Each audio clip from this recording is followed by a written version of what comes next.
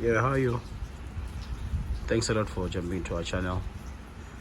Before we go any further, go to the subscribe button, click on the subscribe button and click on the bell on the next to it for notifications.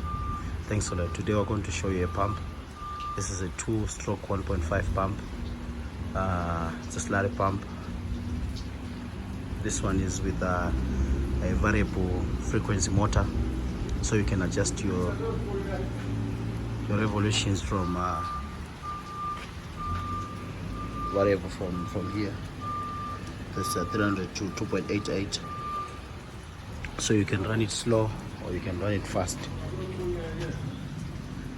Then this is the 2-inch, and this is the 1.5 outlet. This is a 5.5 kilowatt pump. Yeah, for a start you can use, there are different brands. With Chinese, with Woman, with Wear. Yeah, easily maintainable. This one is rubber impeller. It is a spindle. Yeah, several bearings. There is where you put your grease. This one is packings. Yeah, thanks.